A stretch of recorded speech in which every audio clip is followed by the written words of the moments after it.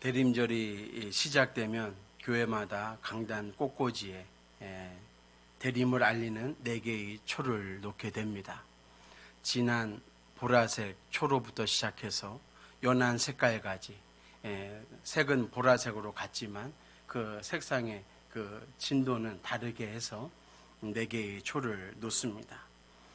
그리고 마지막 성탄절이 되는 그 당일에는 그 중앙에 가장 큰 흰색 초 하나를 더해서 성탄절에는 5개의 초를 밝히게 됩니다. 촛불이 어둠을 밝히는 것처럼 이 세상의 빛으로 오시는 예수님을 대망하는 저와 여러분들의 마음의 초를 밝히는 것을 상징적으로 표현하는 것입니다. 인류가 경험한 하나님의 최고의 은총과 최고의 기적은 단연 예수님께서 이 땅에 오신 성탄절입니다. 우리는 그 성탄의 예수님을 기다리고 이 땅에 다시 오실 주님을 기다리는 이 대림절을 지나가고 있습니다. 대림이라는 말은 도착이라는 뜻을 가진 라틴어로 아벤투스라고 합니다. 즉 예수 그리스도의 탄생과 재림을 기다린다는 그 의미를 담고 있는 말이 아벤투스인데요. 이것은 곧 도착이라는 뜻을 가지고 있습니다. 예수님께서 이 땅 가운데 오셨습니다. 도착한 것입니다. 그리고 마지막 예수님께서 이 땅에 다시 도착하실 것입니다. 도착이라는 말은 오고 있다라는 말을 함께 내포한 말이 되는 것이죠. 이런 의미에서 오늘 복음서 말씀을 통해서 예수님의 열천의 비유를 통하여 오늘 이 시간에 이 대림, 그 기다림의 의미를 한번 여러분들과 다시 생각해 보고자 합니다. 예수님의 말씀 가운데 이 기다림에 대한 말씀을 가장 잘 또 명확하게 보여주는 말씀이 오늘 열처녀 비유의 말씀입니다. 슬기로운 처녀 5명이 있었고 어리석은 처녀 5명이 있었습니다. 예수님께서 말씀하신 이 열처녀의 비유를 통해서 예수님은 그 당시에 가장 흔하고 사람의 일생 중에 가장 큰 기쁨의 잔치인 이 혼인잔치, 그 풍습을 통해서 이 열처녀의 비유를 우리에게 가르쳐 줍니다. 그래서 예수님께서는 세상의 마지막 때를 우리가 일생 살아가면서 어떻게 준비해야 하는가, 그 마지막이 마치 혼인잔치와 같은 그러한 잔치로 주님께서 오시면 열려질 텐데 그때 우리는 어떤 사람이 되어야 하는가, 이 결혼 풍습을 통해서 누구나 잘 알고 보고 느낄 수 있도록 오늘 열처녀 비유를 우리에게 교훈하신 것입니다. 이 열처녀의 비유의 핵심은 예수님의 재림 사건을 다시 말하는 것입니다. 당시 남녀가 약혼을 하게 됩니다. 그러면 약혼식이 끝난 다음에 대개가 1년 안에 결혼식이 이루어지는데 그 결혼식은 전적으로 신랑이 신부를 찾아오면서부터 시작되고 맞춰지게 됩니다. 그러니까 결혼식 날짜는 누가 정해지는가? 신랑 쪽에서 정해지는 것이고, 특별히 신랑도 언제 신부에게 가야 할지 그 날짜를 모릅니다. 신랑이 신부를 찾아가는 그 날짜, 오직 신랑의 아버지가 결정하는 것입니다. 자, 이 결혼을 약혼을 하고서 이제 결혼을 준비할 때 신부된 자가 신랑을 맞이기 위해서 가장 중요하게 준비해야 하는 그것이 한 가지가 있는데요. 그것은 다른 것 아닙니다. 집을 장만하는 것도 아니고 살림살이를 준비하는 것도 아니라 오직 신랑이 언제 올지를 기다리는 것입니다. 매일매일 기다리는 것. 그것이 신부가 가장 중요하게 준비해야 할 것입니다. 여러분, 신랑은 때가 되면 반드시 오게 됩니다. 그것이 유대인의 결혼 풍습입니다. 그러나 신부는 그때를 알지 못합니다. 그때를 알지 못하기에 항상 신부는 신랑이 오실 때를 기다려야 합니다. 때가 되면 신랑은 친구들과 함께 와서 이 신부를 맞이하고 신부 집에서 잔치를 벌이고 그 신부를 이제 준비한 집까지 데리고 가서 다시 신부를 위한 잔치를 하는 것이 이 유대인들의 결혼 풍습입니다. 오늘 마태복음은 이 예수님의 열처녀 비유를 통해서 마태교회가 기다리는 다시 오실 그 예수님을 오늘 말씀에서 신랑으로 표상으로 정하여서 우리에게 가르쳐주고 이해시키는 것입니다. 그래서 신랑을 기다리는 한편에 슬기로운 처녀들이 있었고 다른 한편에 미련한 처녀가 있었음을 예를 들면서 예수 그리스도를 참되게 알고 기다리는 사람들과 그렇지 못한 사람들이 있음을 지금 구분하고 있다 이겁니다. 이러한 비유는 예수님을 받아들이지 못하는 유대인들을 향한 1차적인 말씀이고, 가장 중요한 것은 그 당시 마태 공동체, 즉 마태 교회 안에서 예수님의 재림이 지연됨에 따라 그 재림을 의심하는 자들이 생기게 되었습니다. 그래서 그 예수님의 재림, 다시 오심에 대해서 그 예수님의 오심을 굳게 믿고 희망을 잃지 않는 충실한 신자들이 되어야 한다. 이것을 교훈하기 위해서 이 마태복음에만 기록되어 있는 열처녀 비유의 말씀을 기록한 것입니다. 그리고 재림에 대하여 의심하는 신자들을 비교하면서 항상 깨어서 이 신부와 같이 주님 오시는 그날을 준비해야 함을 가르쳐주는 교훈의 말씀이 오늘 열처녀의 말씀입니다. 이 10명의 처녀들이 잔치에 준비하기 위해서 등불을 켜고 신랑을 기다리고 있었습니다. 그런데 때가 되어서 오셔야 되는데 이 신랑이 오지 않습니다. 오늘 말씀에 보면 신랑이 더디 온다라고 기록되어 있습니다. 그래서 이 열처녀 모두가 다 잠시 졸게 되었습니다. 한밤중이 지났을 때 이 열처녀의 귀에 소식이 하나 들려오는데요. 신랑이 오고 있다라는 그 소식을 듣게 됩니다. 그 신랑이 온다라는 소식을 듣고 모두 다 잠이 깨어서 신랑을 맞이하는데요. 이 신랑을 맞이할 때 가장 중요한 행위가 등불을 켜야 하는데, 5명의 슬기로운 처녀들은 그 기름이 준비되어서 등불을 켜서 신랑을 맞이하는데, 이 미련한 처녀들은 그 기름을 준비하지 못해서 기름이 다 떨어져서 신랑을 맞이할 수 없게 된 것입니다. 신랑을 맞이하려면 반드시 이 기름이 필요하게 된 것입니다. 오늘 이 비유의 말씀에서 신랑은 예수님이고 기다리는 열처녀는 바로 신랑 되시는 예수님을 기다리는 우리 이 땅의 믿음의 삶을 살아가는 모든 성도들을 의미한다는 것을 우리는 다 알고 있을 것입니다. 이 비유를 통해서 확실하게 알 수 있는 것이 있다면 그것은 신랑은 분명하게 신부를 찾아서 온다라는 것입니다. 신랑은 오신다. 그리고 신랑 되시는 그 예수님이 다시 오실 때 잔치에 참여하는 자와 참여하지 못하는 자로 나뉘어지게 된다. 이 두 가지 사실 분명하게 우리에게 보여주고 있습니다. 우리 주님은 분명 이 땅 가운데 다시 오시겠다 약속해 주셨습니다. 그러니 반드시 오십니다. 그때 우리는 알 수가 없지만 반드시 오신다는 그 예수님의 말씀을 믿고 우리는 이 열처녀 중에 슬기로운 5처녀와 같이 주님을 기다릴 수 있는 믿음의 사람들이 되어야 한다는 것입니다. 신랑 되시는 예수님이 오시면 그 예수님을 맞이하는 슬기로운 5처녀들과 같이 우리는 신랑 되시는 예수님과 함께 천국에 들어가 예수님께서 준비하신 그 잔치에 참여하게 될 것입니다. 그리고 그때에 들어갈 수 있는 슬기로운 사람과 들어가지 못하는 미련한 사람으로 저와 여러분들은 죄송하지만 나뉘어지게 될 것입니다. 그래서 오늘 1절 말씀을 보시면 그때에 천국은 마치 등을 들고 신랑을 맞으러 나간 열처녀와 같다라고 말씀해 주고 있습니다. 천국은 열처녀와 같다. 그런데 열처녀가 다 천국에 들어가는 것이 아니라 이겁니다. 그 열처녀 중에서 신랑을 기다리고 믿음으로 준비한, 기름을 잘 준비한 5처녀가, 슬기로운 5처녀가 신랑과 함께 잔치에 들어간다는 것이죠.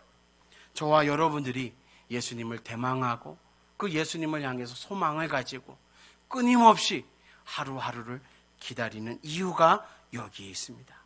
신랑과 함께 참여하는 잔치가 있습니다. 이 참여하는 잔치는 기쁨이에요.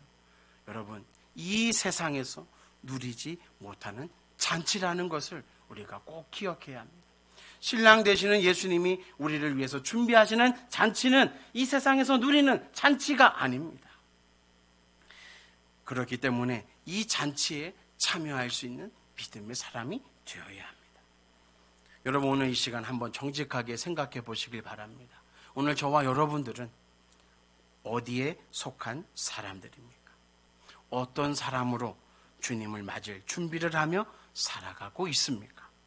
슬기로운 5처녀입니까? 아니면 미련한 5처녀로 살아가고 있습니까? 아니면 신랑 되시는 예수님이 와봐야 아는 것입니까? 와봐야 내가 슬기로운 다섯 처녀였고 내가 미련한 다섯 처녀였다 이렇게 알게 되는 것입니까? 아닙니다. 오늘 말씀은 준비된 자에게는 신랑이 오시는 때가 상관이 없다라는 것을 우리에게 교훈하시는 것입니다. 그래서 우리는 항상 신랑을 준비할 수 있는 이 슬기로운 다섯 처녀와 같은 삶을 살아야 한다라는 것을 교훈하는 것입니다. 문제가 되는 것은 준비되지 않는 자들에게 문제가 된다는 것을 우리에게 말씀해 주는 것입니다. 그렇다면 슬기로운 다섯 처녀와 같은 사람이 되기 위해서 저와 여러분들이 해야 할 일이 무엇이겠습니까? 다른 것 아닙니다. 준비하는 사람이 되어야 합니다. 준비하는 삶을 살아갈 수 있는 믿음의 사람으로 이 세상 삶을 살아가야 한다는 것입니다. 어리석은 처녀와 슬기로운 처녀, 그 차이가 무엇입니까? 오늘 말씀에서 보면 기름을 준비하였는가, 충분히 준비하였는가, 아니면 준비하지 못했는가의 차이입니다. 여러분, 한 이야기를 여러분들과 함께 나누려고 합니다. 항해하던 배가 파선이 되어서 한 선원이 그만 어느 섬에 도착하게 되었습니다. 이 섬의 원주민들이 이 선원을 발견하고 이 선원을 잡아서 추장 앞으로 데려가게 되었습니다. 잡혀서 추장 앞으로 가는 이 선원이 속으로 이렇게 생각합니다. 이제 나는 죽게 되는구나. 내 인생은 여기에서 끝나는구나. 이렇게 생각하고 추장 앞에 가게 되었는데요. 이 추장을 비롯해서 온 원주민들이 이 배에서 난파된 이 선원 한 사람을 그 섬의 왕으로 세워버린 것입니다. 그래서 모든 추장과 이 모든 원주민들이 이 사람 한 사람을 왕으로 떠받들면서 아주 지극정성으로 잘 섬기는 것입니다. 하루가 지나고 한 달이 지나자 이 선원의 마음에 자꾸 불안한 마음이 드는 것입니다. 이렇게 왜 나를 잘 대접하는 것인가? 아무런 이유가 없는데 불안해서 하루는 추장에게 왜 나를 왕으로 삼고 이렇게 나에게 잘해주는가 물어보았습니다. 그러자 이 추장이 하는 말이 그 섬에서는 1년에 한 번씩 왕을 세우고 1년 동안 잘 섬기다가 1년이 지나면 그 왕을 무인도로 보내어서 죽게 만든다는 것입니다. 그래서 자기가 지금 대접을 받고 있는 것입니다. 자, 이 선원이 깜짝 놀랐습니다. 1년이 되면 죽는구나. 시한부 인생을 갑자기 살아가게 된 것이죠. 그래서 이 섬에서 살아나는 방법이 없을까? 어떻게 하면 나를 구원받게 할까? 어떻게 하면 내가 살아날까? 이것을 곰곰이 생각하던 중에 좋은 생각이 떠오르게 되었습니다. 그는 왕으로서 원주민들에게 배를 하나 만들라라고 명령을 했고 배를 만들게 되었고 그 배에다가 곡식과 과일 나무들을 잔뜩 싣게 하였습니다. 그리고 이 원주민들에게 그 무인도에 가서 이 곡식을 다 풀고 농사를 짓게 하고 나무를 심게 하였습니다. 그리고 거기에다가 집도 지으라고 말하였습니다. 그리고 섬에서 가장 예쁜 아가씨 한 명을 택해서 그 배에 태워보내서 기다리라고 그 무인도 섬에 보내게 되었습니다. 자, 임금의 명령이므로 모든 원주민들이 순종하여 배를 만들고 이 임금이 명한 대로 다 이행하게 되었습니다. 그리고 드디어 1년이 지나자 그들은 이 사람 임금을 무인도로 보내게 된 것입니다.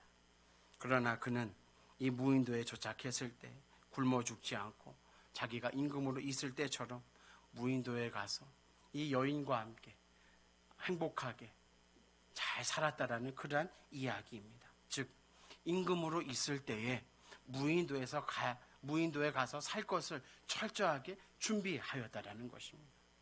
제가 이 이야기를 읽으면서 1년 후의 삶, 즉 그 1년이라는 시간은 우리의 단 한 번 인생을 말하는 것 아니겠는가라는 그런 생각을 갖게 되었습니다. 우리가 이 땅에서 살 때 왕같이 살아야 합니다. 모든 것을 다 누리고 사는 왕이 아니라 1년 후의 삶, 한평생을 다 살고 난 다음에 영원히 살게 되는 그 하나님의 나라 천국을 위하여 살아갈 그 준비를 이 땅 가운데에서 철저히 준비해야 한다는 것입니다. 이렇게 준비할 수 있는 사람은 자신의 끝을 아는 사람만이 준비할 수 있게 된다는 것이죠. 오늘 예수님은 열 처녀의 비유를 통하여 신랑을 맞이하기 위하여 준비하는 삶이 얼마나 귀한 삶일까를 우리에게 교훈하고 있습니다. 어리석은 처녀와 슬기로운 처녀의 차이가 무엇입니까? 슬기로운 처녀가 준비하고 미련한 처녀가 준비하지 못한 것은 무엇입니까? 슬기로운 처녀와 또 미련한 처녀의 차이점은 준비한 것에 대해서 있었다라는 것입니다. 그리고 이 열 처녀가 무엇을 준비한 것입니까? 기름을 준비했습니다. 다섯 처녀는 기름을 충분하고 넉넉하게 준비했고 미련한 다섯 처녀들은 준비하지 못한 것입니다. 그렇다면 여러분, 이 열 처녀의 비유에 등장하는 기름, 이것이 오늘날 우리에게 무엇을 의미하는 것입니까?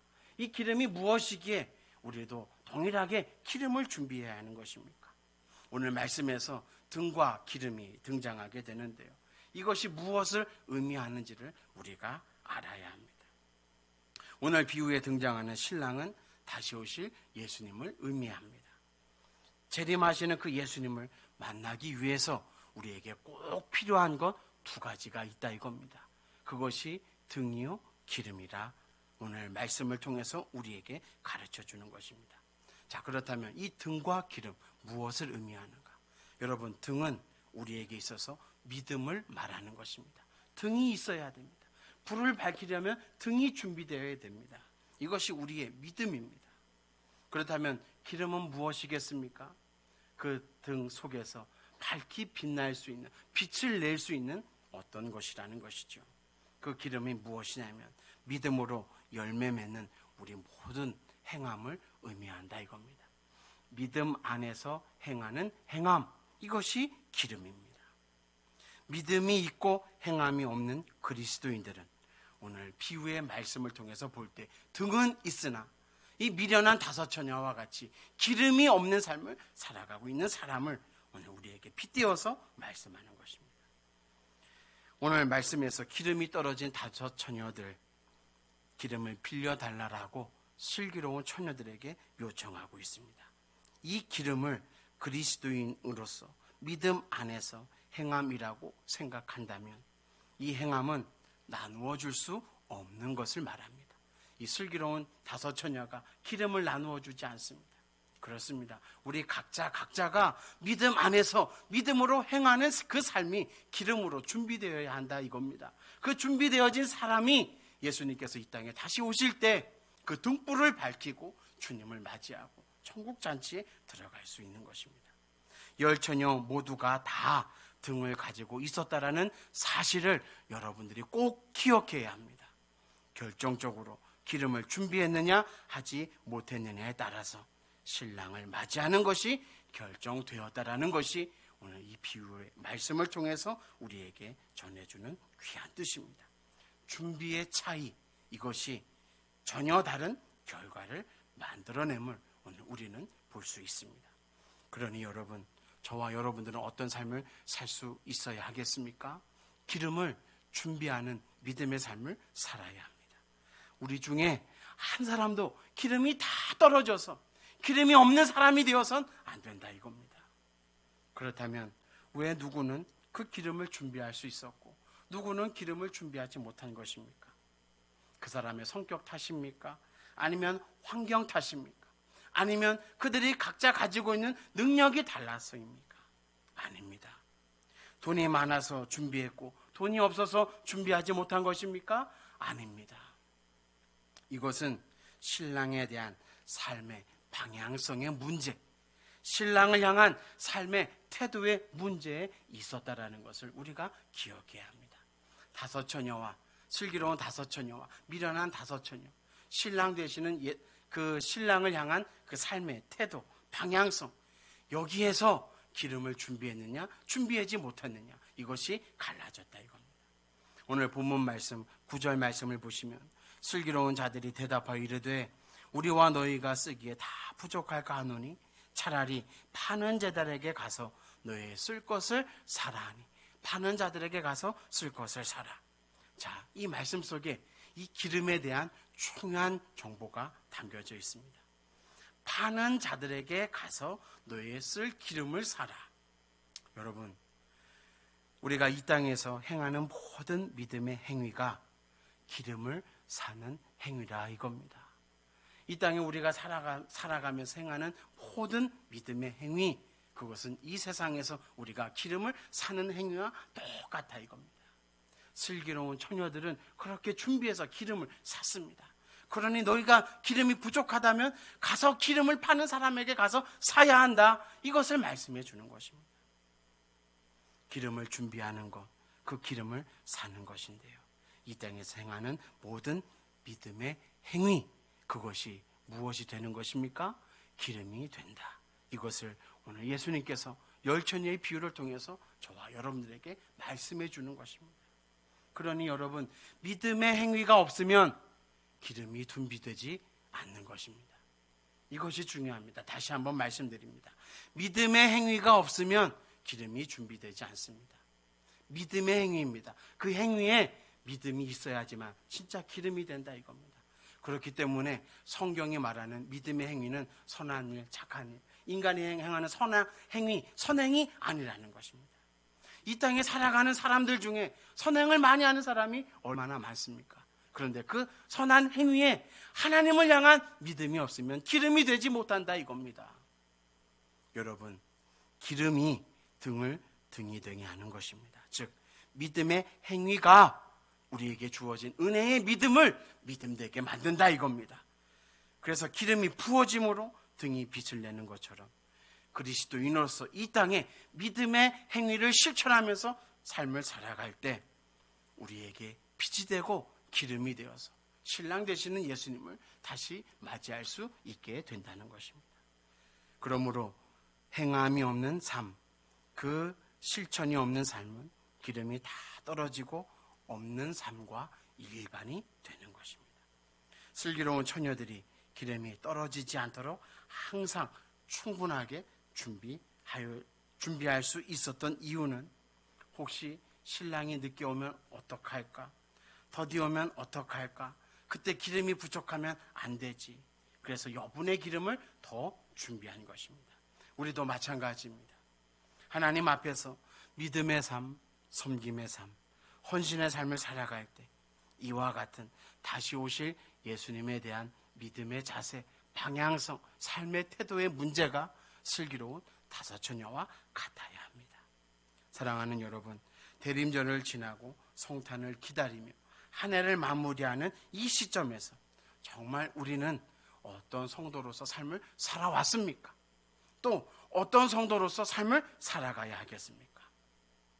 슬기로운 다섯 처녀로 기름을 넉넉히 준비할 수 있는 그런 믿음의 사람으로 저와 여러분들이 서야 하겠고 그런 삶을 살아가야 하겠습니다.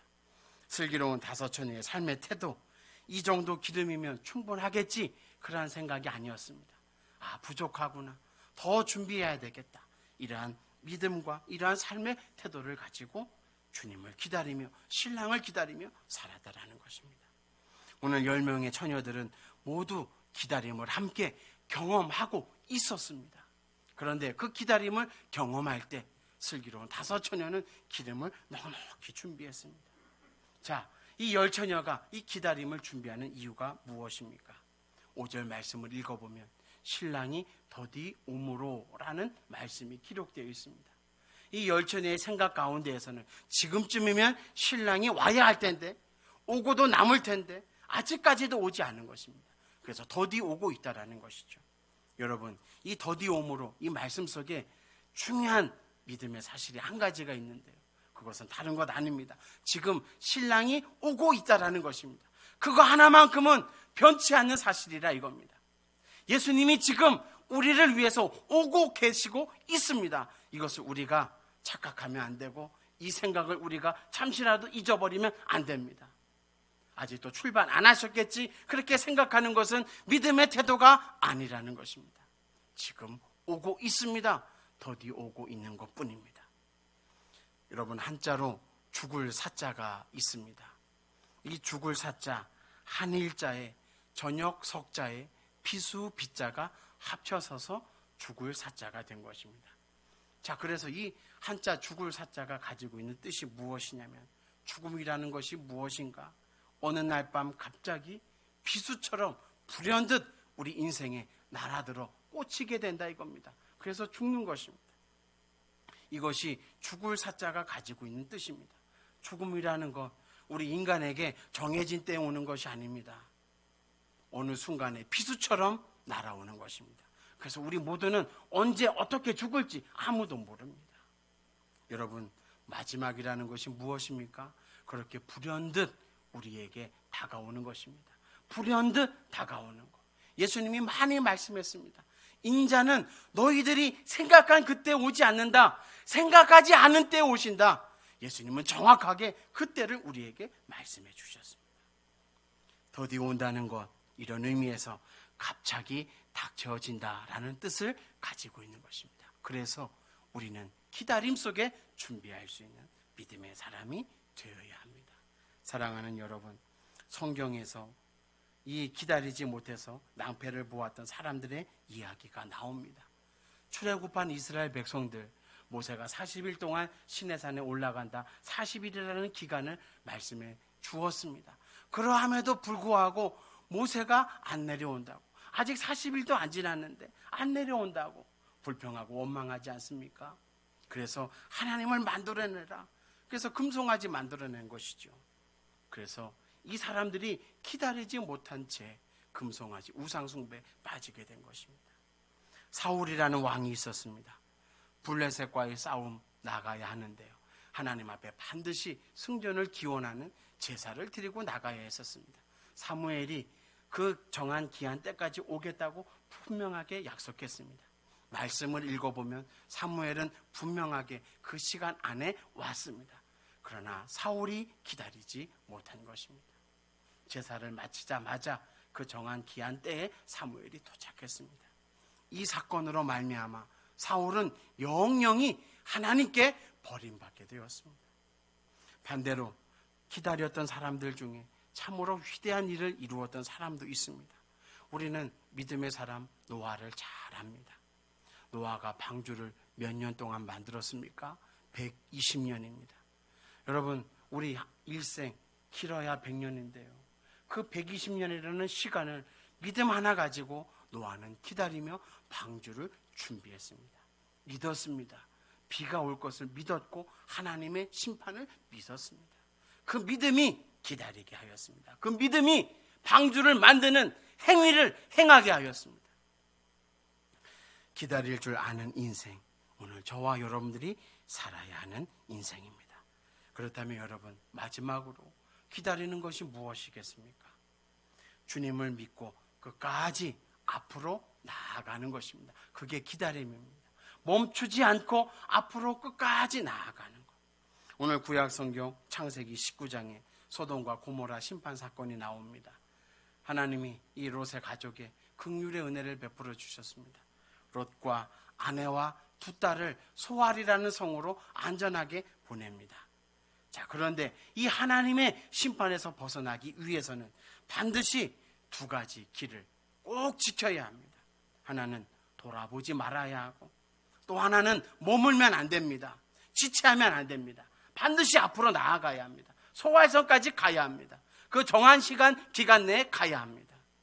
갈 때 절대로 소돔과 고모라를 향해서 뒤돌아보면 안 됩니다. 그런데 오늘 말씀에서 롯의 아내는 어떻게 하였습니까? 뒤를 돌아보았습니다. 그래서 소금 기둥이 된 것이죠. 왜 뒤를 돌아보았습니까? 의심한 것입니다. 믿지 못한 것입니다. 불신한 것입니다. 불신하니까 신앙의 행위가 안 나오게 되어서 하나님의 말씀을 어기게 되고 소금 기둥이 된 것입니다. 의심하지 않고 하나님께서 명한 곳까지 앞만 보고 나아가는 것, 그것이 기다림입니다. 설교를 마치려고 합니다. 예수님은 열처녀 비유를 통하여 13절 말씀에서 그런즉 깨어있으라, 너희는 그날과 그때를 알지 못하느니라. 우리는 가장 확실한 것을 붙들 수 있는 믿음의 사람이 되어야 합니다.